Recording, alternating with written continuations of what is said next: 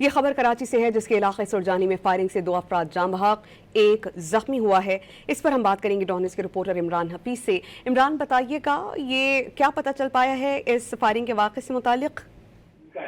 سمیہ دیکھیں یہ سرجانی ٹاؤن خدا کی بستی صدیق گوٹ کے اندر فائرنگ کا واقعہ پیش آیا ہے جس کے اندر جو ہے وہ 70 سالہ کامل جو ہے وہ یہ جہاں بحق ہوا ہے۔ اس کا 28 سالہ بیٹا دوحان یہ بھی جہاں بحق ہوا ہے، جبکہ دوسرا بیٹا جو ہے وہ عادل وہ اس کے اندر زخمی ہے۔ بتایا جاتا ہے کہ یہ آپسی جو دشمنی ہے، رشتہ داروں کے اندر آپس میں جھگڑا ہوا ہے، اس دوران جو ہے یہ ایک عظیم لمبا نامی شخص نے جو ہے فائرنگ کی ہے جس کے نتیجے کے اندر باپ بیٹا جاں بحق اور دوسرا بیٹا اس کے اندر زخمی ہوا ہے۔